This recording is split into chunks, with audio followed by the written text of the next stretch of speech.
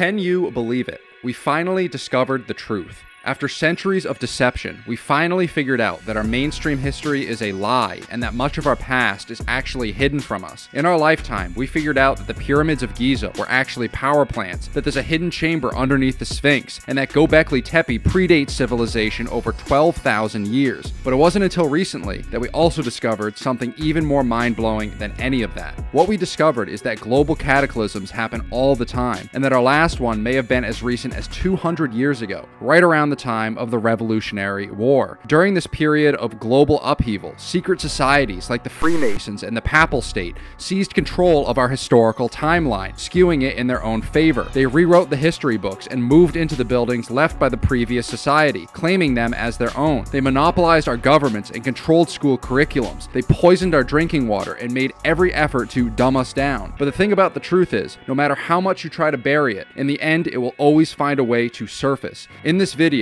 we are going to lay out all the evidence, everything to date we can find, to prove the theory of Great Tartaria is a valid historical hypothesis and should be considered more highly by those in the mainstream academic community. The evidence, in my opinion, is all around us, hidden in plain sight, a unified architectural signature somehow spread all across the world, centuries before globalization. Magnificent basilicas built to last forever in towns with a population of only 500 people, architects that don't exist, building timelines that don't add up, city fires everywhere, all across the US, somehow getting so hot that they were able to melt thousands of brick and stone buildings into piles of rubble and magma, sometimes 2 or 3 times in the same city. We are undoubtedly, in my opinion, living in the ruins of a civilization that had technology beyond our comprehension, and in this video, I am going to do my absolute best to prove it to you. Prepare yourselves for the Tartarian Empire, full theory explained.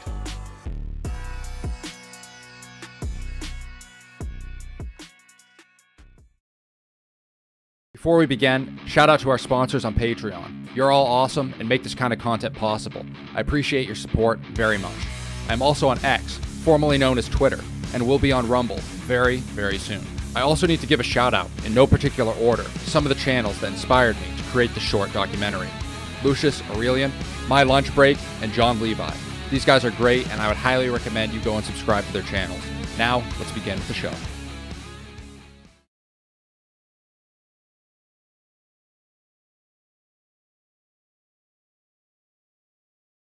Buffalo, 1901. Live babies are on display in incubators at the Pan American Exposition, one of America's many World's Fair events. These infants were also on display in St. Louis in 1904, the World's Fair of Chicago of 1934, as well as many other locations. What is going on here? Why were these newborn children taken away from their mothers at birth, shipped in from hospitals all around the country to be displayed to complete strangers? What mother would agree to this? American schools will tell you that this operation was carried out by Dr. Martin Coney, and that the babies were not up for adoption, but were instead displayed to show off the effectiveness of the incubator. However, this is where the mainstream narrative starts to fall apart. We are told that the mothers agreed for their children to be taken away temporarily in order to be displayed at the World's Fair, hundreds of miles away. However, we have concrete proof that in many cases, these babies were actually orphans and were, in fact, up for adoption. Take a look at this newspaper article from the 1904 St. Louis World's Fair, which states, "Orphans and waifs are taken care of under the roof of the incubator building until they are either adopted or placed into the Bayless ward of an orphan's home." And these orphan babies at the World's Fair were not an independent phenomenon. The orphan trains are another well-documented piece of American history, where hundreds of thousands of orphans were shipped in via train from urban cities to the rural countryside, and at each stop, local townspeople would gather to look at the children and decide which ones they wanted to take home. Did you ever wonder how these farming families in the Midwest got so large?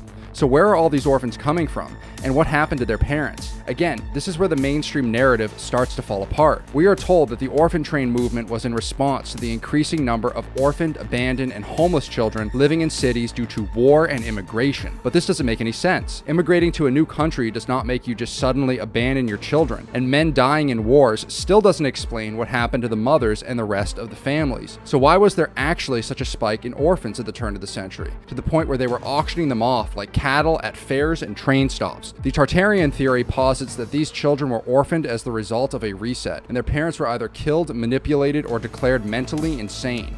While that may sound far-fetched at first, consider all the wars and chaos that was going on in the 17 and 1800s. There were some massive power vacuums created during this time frame, with the Napoleonic Wars going on in Europe and the Civil War going on in the US, to name a few. Is it really so far-fetched to think that history could have been manipulated by the victors of these conflicts, capitalizing on the intense socio-political turmoil caused by these wars? Also consider the fact that insane asylums were popping out of nowhere at the turn of the century. At their peak, over 500,000 Americans were admitted to these asylums concurrently. That's over 1% of the total US population at the time. Why were so many people losing their minds all at once? Could it have really been that we went through a reset, and these asylums were made for those who remembered the truth about our past or refused to comply with the new timeline? It is well cited that individuals were often admitted to these asylums against their wills, and once inside were treated cruelly, subjected to solitary confinement, hypnosis, experimental medications, and in many cases were even forcibly lobotomized. And if you thought all that was crazy, just wait until we get to the next segment. Are you ready to have your mind blown?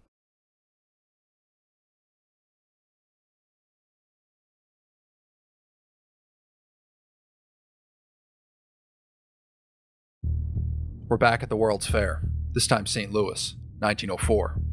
We are told that all these buildings were temporary structures, created hastily in less than a year for these World's Fair events. But what if that's not true, and these buildings were already here in the first place? That is what I believe is the case. You can believe whatever you want, but the evidence is right here, plain as day, in my opinion. We had beautiful architecture in the United States, all over the country. In every state capital, every church, cathedral, and basilica. We had downtown areas that rivaled Rome and Paris. We had immaculate structures from the old world, all over the nation. But they didn't fit in with the timeline our controllers wanted to impose, so they destroyed them, replaced their cornerstones, or adjusted their dates of construction to better fit the narrative they sought to establish. They took over the school systems through the Rockefeller initiatives and taught us only the history they wanted us to know. They knew that if they could embed their narrative in us young enough, that we wouldn't question it when we get older, because it would be too mind-shattering to comprehend.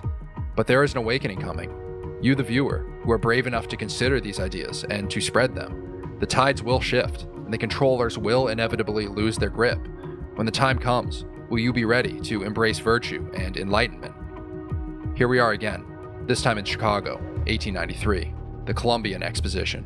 We are again told that these buildings were temporary structures and were knocked down shortly after the fair ended, but this is not the case.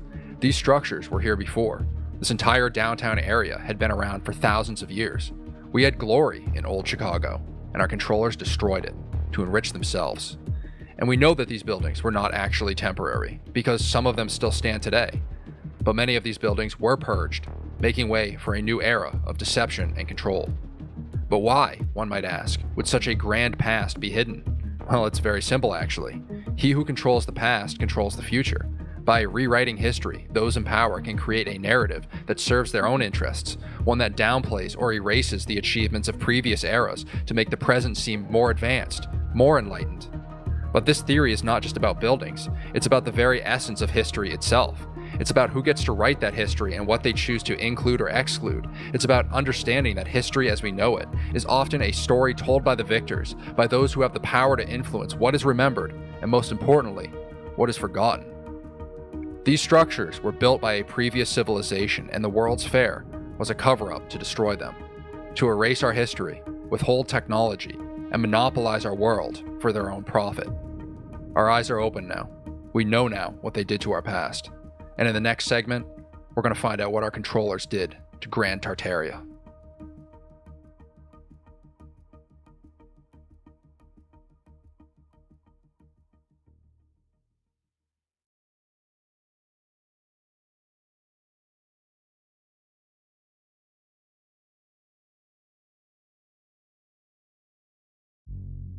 Have you ever seen these old maps that depict Tartaria on them as the preeminent power of Eurasia and the Middle East?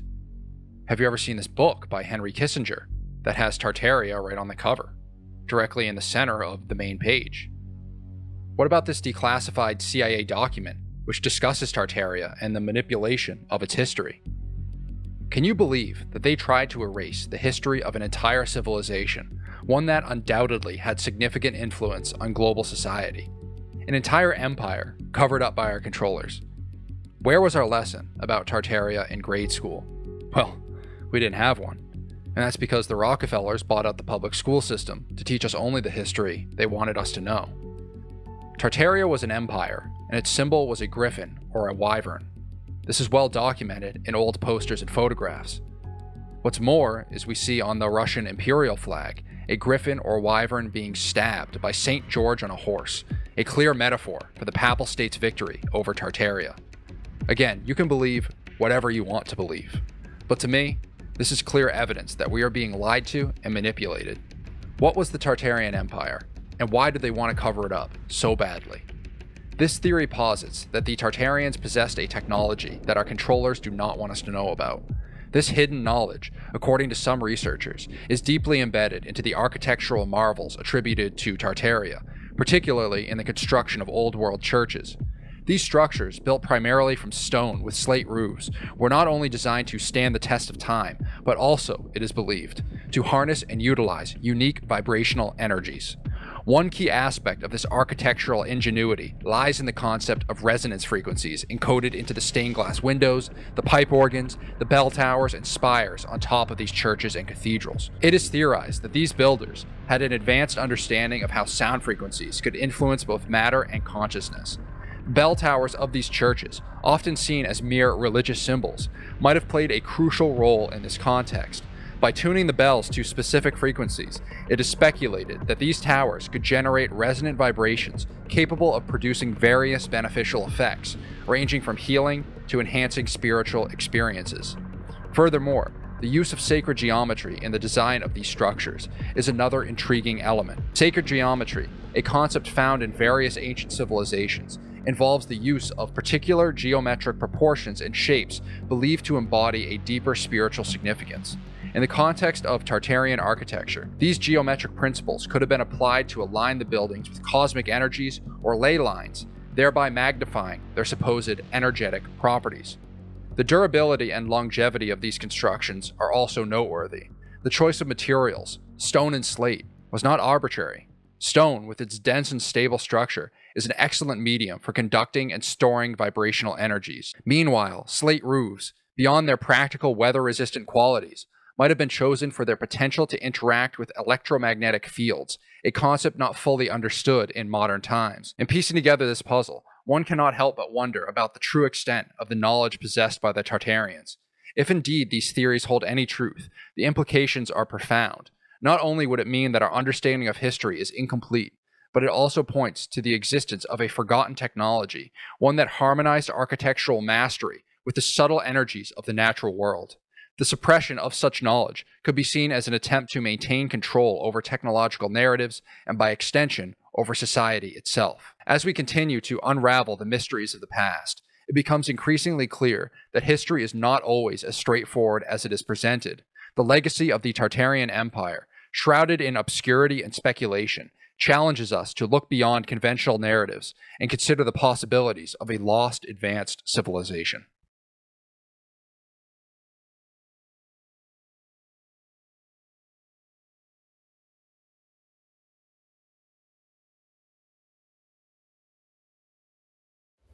New York, Chicago, San Francisco, Boston, Baltimore, Portland, Atlanta, Seattle, St. Louis, Pittsburgh, Savannah, Charleston, Detroit, Rochester, Cincinnati, Nashville, Milwaukee, Omaha.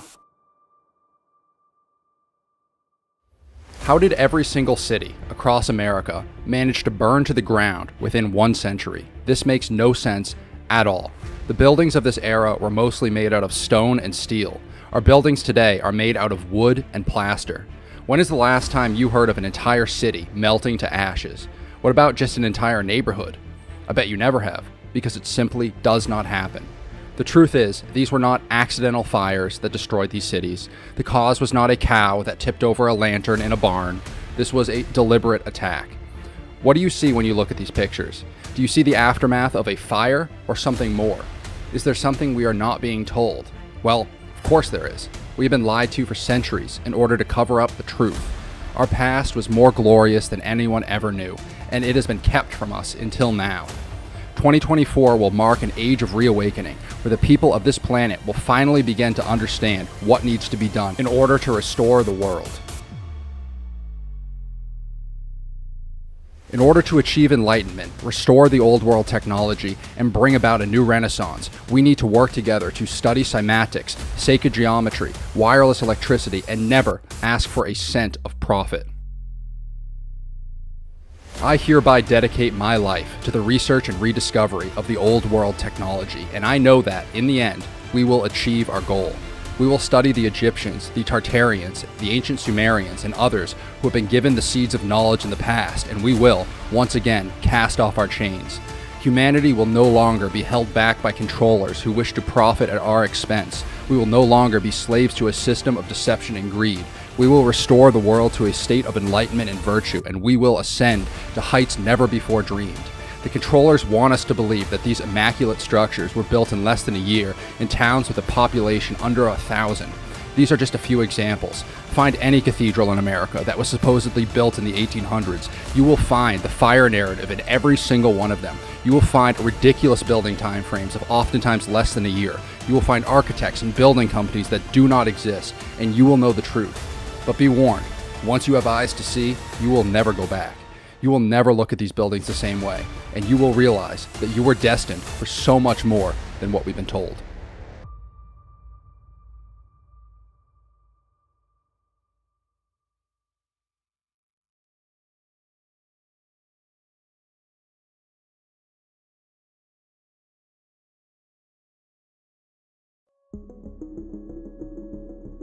Imagine for a moment that you held the keys of knowledge, that you knew how to create unlimited energy, heal the sick without medication, and bring about spiritual awakening in humans.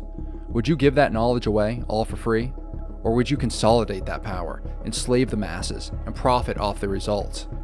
This theory posits that there is a war between good and evil, but not just a physical war, a war for our minds and for our souls.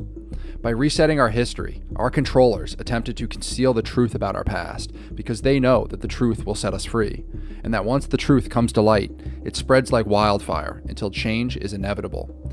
That is why when you look at the symbol of the papal state, it contains two keys with crosses carved into them.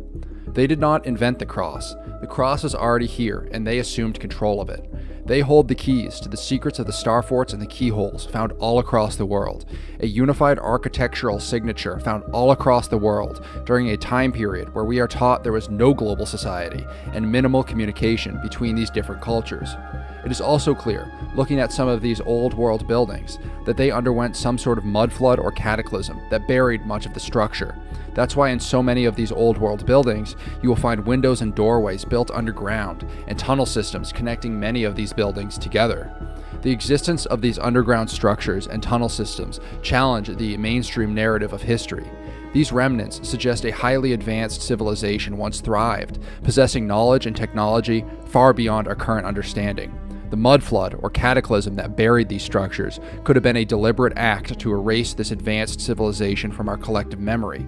It raises questions about who orchestrated such an event and why. Moreover, the widespread nature of these architectural similarities hints at a global society that was interconnected in ways we cannot fathom today. The idea that such a society existed during a time period we believe was marked by isolation and minimal global communication is both intriguing and unsettling. It implies that our history has been deliberately altered or obscured, leading us to underestimate the capabilities and achievements of our ancestors. If indeed there was a global society with advanced technology and knowledge, what happened to it?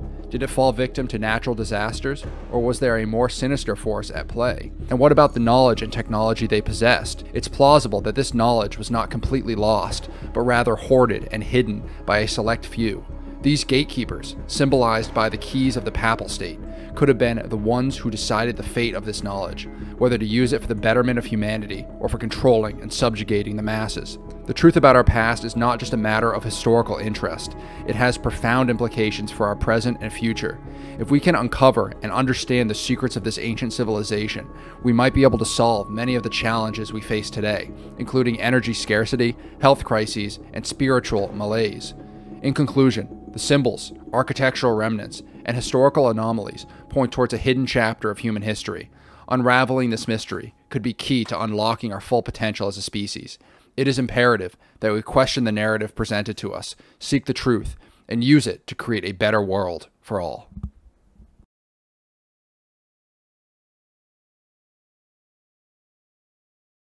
I know I just threw a lot of information at you guys, and if this is the first time you are hearing about the Tartarian theory, I don't expect you to understand everything at first. In fact, none of us truly know for certain what the mysteries of our past hold, and it's impossible to cover everything in just one video, especially because more and more discoveries are being unearthed every day with the continued rise of the internet and artificial intelligence. On your screen now are some topics that I did not cover in today's video, but please let me know in the comment section below which subjects you would like to see covered next. I do believe that through prayer and positive visualization, coupled with our real-world efforts, we can eventually rediscover and even reverse engineer the ancient technologies that once were.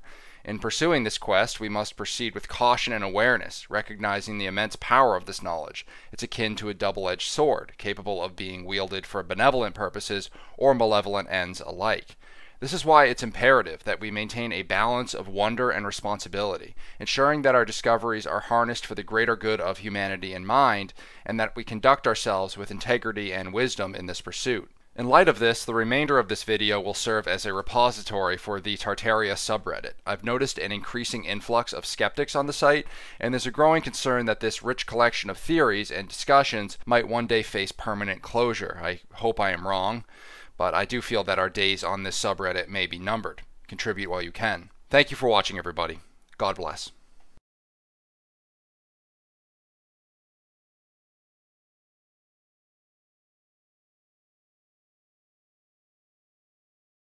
For 100-year-old maps to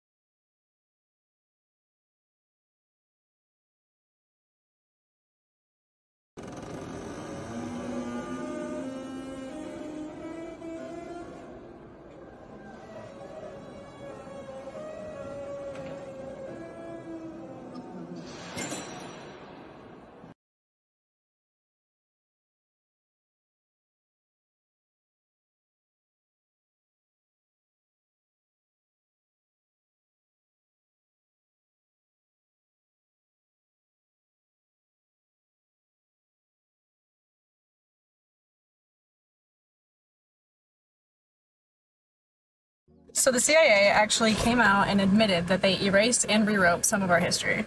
And that history is of the Tartarian Empire. So Tartaria was thought to be a global and technologically advanced civilization that existed way before the 1800s up until the 1900s, where it was wiped out by a Great Reset, aka the Mudflood. Then it was completely erased from the history books and rewritten in order to hide us from the truth. Now I know this sounds crazy and you're probably already running into the comments to call me some name, but I brought the receipts. Comes directly from the CIA's website. It was released in 1957. The Central Committee of the Communist Party issued a directive ordering the party's Tartar Provincial Committee to proceed to a scientific revision of the history of Tartaria. In other words, Tartar history was to be rewritten. Let us be frank, was to be falsified. I don't know if I'm saying Tartar right. And why would Tartaria be depicted in old world maps if it wasn't a thing? And Putin actually wants to release the real history of Tartaria. Now take a look at some of these buildings. We were told that these were built by people that rode in horse and buggies. We're expected to believe that they built things like this with a hammer and a chisel. Like, even if scaffolding was a thing, the precision, the accuracy. These people were way more advanced than we give them credit for. Like, these buildings are said to have been built in the 1800s. And just look at some of these inventions that they had. The math ain't mathin'. Now, this civilization was thought to have been wiped out by a huge flood that buried it in feet of mud, which was also known as the Mudflood. And that is why we see so many buildings that look like they have just been buried. or that have basement windows and doors. And this would be kind of a stretch if they didn't dig up the buildings and find that they were in fact buried.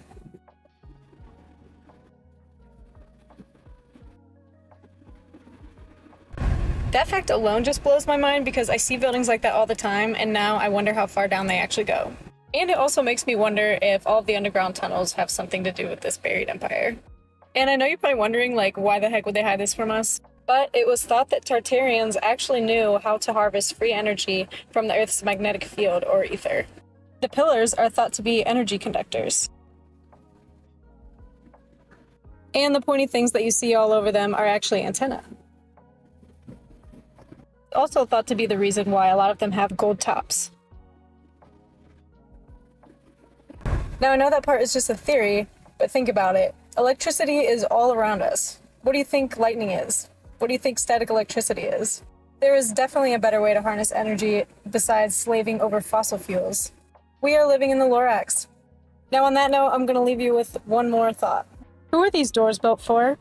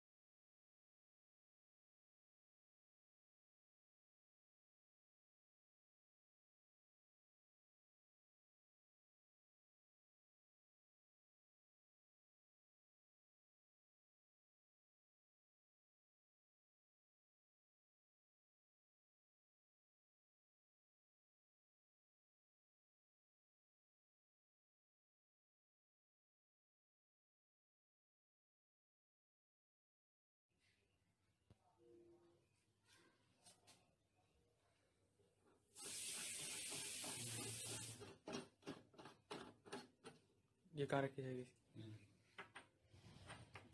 क्या करना है इसमें आग लगाओ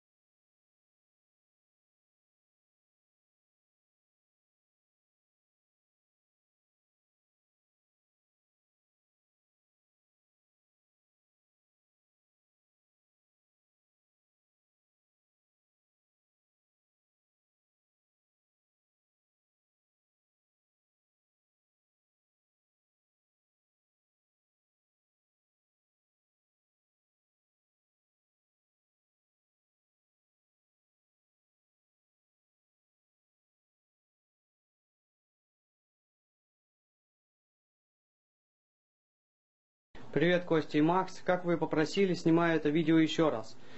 И на этот раз не будем говорить лишних слов, сразу переходим к музыке.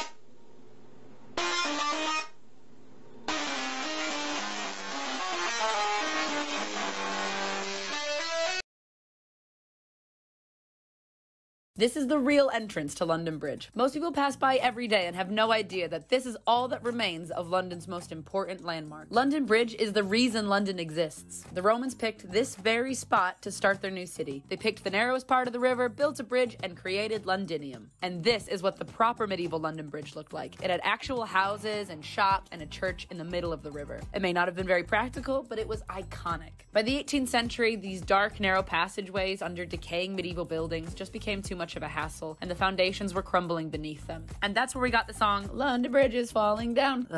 So it was time to rebuild, and the last trace of the old London Bridge is right here, the pedestrian entrance built into the tower of St. Magnus the Martyr's Church. Thousands would have passed underneath this arch and its glorious clock every single day. They even have leftovers from the medieval stone bridge and the Romans' wooden bridge right here. When building the new bridge to ease the strain of traffic, they built the new bridge slightly to the left of the old one. You can see clearly on the map how the old streets line up perfectly with the entryway to the bridge and St. Magnus. And right beside it, a new London Bridge was opened in 1831, and then again in the 1960s. And it's so bland. I mean, it's brutalist architecture, which is purposefully bland, but why have this when you can have that? London Bridge is now the worst bridge in London. It's purposely devoid of any beauty. That's why tourists think that the grand decorative tower bridge is London Bridge, because why would we have commemorated the birthplace of our city with a sad slab of grey, anonymous cement? Sorry, I'm just mad. Let the new London Bridge be bland for the masses, but you and me will always know about Magnus.